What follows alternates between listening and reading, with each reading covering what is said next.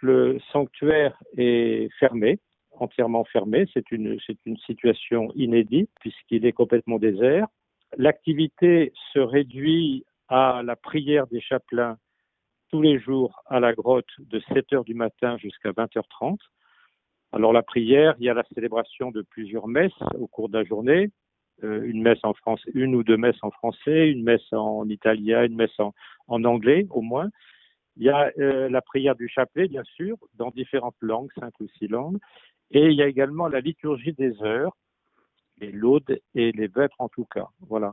Donc on est au cœur de la vocation de Lourdes. Les 18 apparitions dont Bernadette a bénéficié ont été 18 moments de prière intense pour Bernadette avec la Vierge Immaculée qui a appris à Bernadette à prier, qui a appris non seulement à Bernadette à prier, mais qui lui a aussi confié, partagé sa propre mission. La Sainte Vierge a partagé sa mission à Bernadette.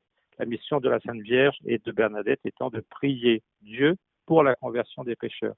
Eh bien, c'est ce qui se passe à Lourdes, je dirais presque exclusivement, à longueur de journée.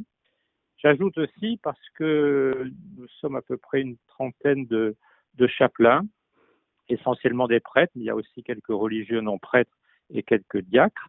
J'ajoute aussi que les chapelains les plus âgés participent au ministère, notamment en répondant au téléphone. Nous recevons, comme tous les sanctuaires, bien sûr, comme tous les lieux de prière, nous recevons une multitude de demandes de prière, d'intentions de prière, par courrier électronique, par téléphone, mais nous avons aussi ce ministère que l'on fait avec plus de disponibilité compte tenu de la situation, compte tenu du fait qu'il n'y a pas l'accueil des pèlerins sur le terrain, dans le sanctuaire, de pouvoir accueillir au téléphone. Voilà, écouter, consoler, conseiller ceux qui appellent.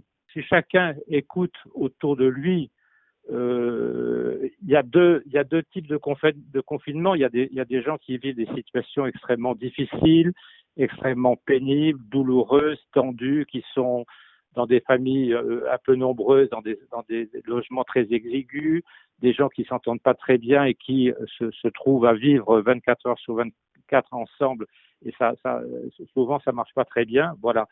Et à l'autre extrémité, il y a beaucoup de gens qui vivent un confinement très heureux, puisque pour eux, c'est l'occasion de se retrouver en famille, de découvrir la prière en famille, alors qu'ils n'avaient peut-être pas réussi à le vivre jusqu'à maintenant, à prendre du temps pour eux et à prendre du temps pour Dieu. Voilà.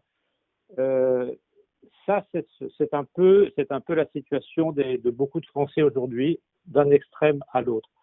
Mais en vivant à Lourdes, eh bien, on est recentré toujours sur l'essentiel, c'est-à-dire que effectivement, à Lourdes, quand le sanctuaire est ouvert, pendant les périodes de confinement, on accueille beaucoup de détresse, beaucoup de personnes qui sont frappées par la maladie, par le deuil, par toutes sortes de choses difficiles à vivre, et en même temps, voilà, qui par la grâce de Dieu arrivent à repartir avec une autre lecture de leur existence.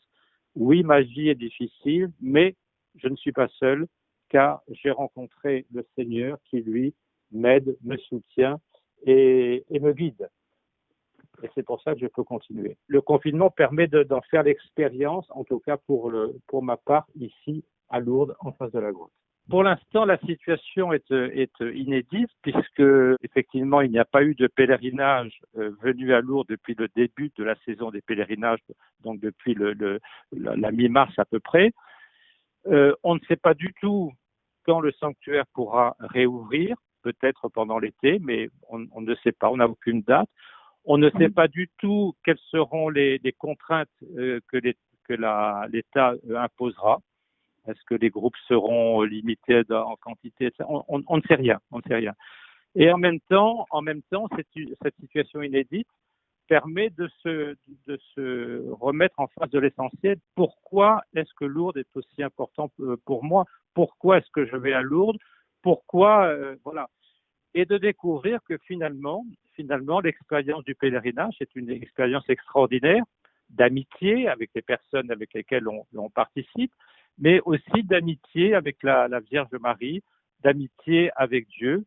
et de pouvoir trouver sa place en se servant mutuellement, se servant les uns les autres. Voilà.